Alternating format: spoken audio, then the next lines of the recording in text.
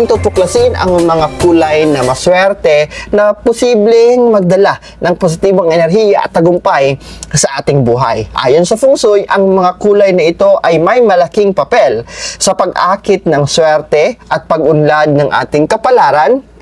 Kaya naman tonight, part 2 tayo at sama-sama nating aalamin. Alright?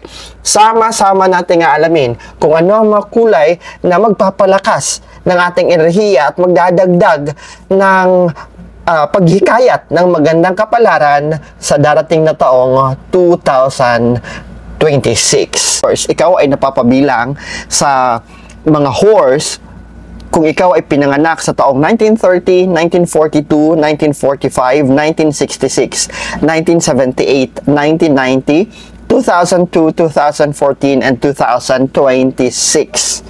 Ang lucky color para sa mga horse sa taong 2026 ay red and orange. Ano ang sinisimbolo ng red and orange pagdating sa Feng Shui? Ang red and orange ay sumisimbolo ng enerhiya, vitality.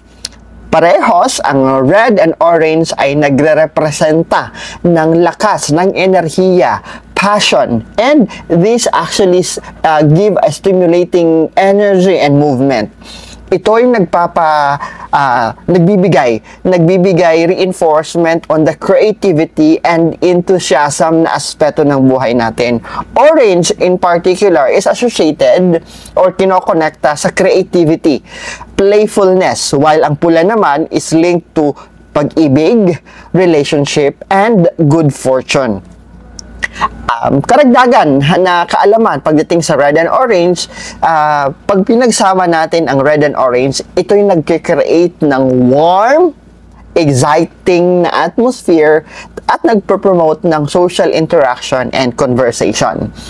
So, paano natin magagamit ang red and orange sa 2026? We can place or pwede nating ilagay ang mga bagay, ang mga simbolo na red and orange na decoration sa south area ng ating tahanan, ng ating opisina, ang ating reception, dahil ito yung makakatulong na mas mapaganda ang ating reputasyon, ang ating kasikatan, ang ating pangalan, and creativity. Sa mga living room natin, sa mga sala natin, gumamit tayo ng pula at orange na accent tulad sa mga throw pillows natin, sa mga vases natin, yung pangtali ng kortina. You can make use of either red or orange sa living room natin because it will promote social interaction and conversation.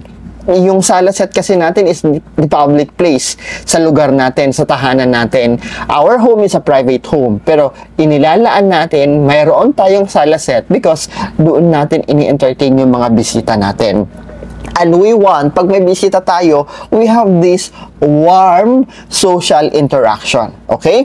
While sa mga creative space natin, kung saan tayo nagtatrabaho, kung saan tayo nagpipaint, nagtatahi, ano pa bang profession natin, we can incorporate red and orange as sa mga studio rooms natin, sa mga music studio rooms natin for those na mga singer, mga pintor, for those na mga interior designer na yung trabaho nila is into creative work.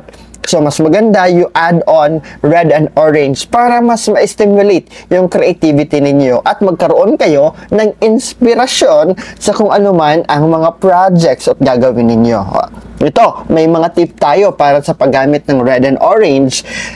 Unang-una, balansehin natin at gumamit tayo ng neutral color. Ihalo natin sa red and orange because you can make use of gray, white, cream para hindi ma-overwhelm ang space natin masyado. And also, sa kusina natin, we can make use of red and orange pero wag masyadong madalas o din ng kaya majority ng kulay na gagamitin natin sa kusina natin would be red and orange. Why? Because kitchen has that fire element already.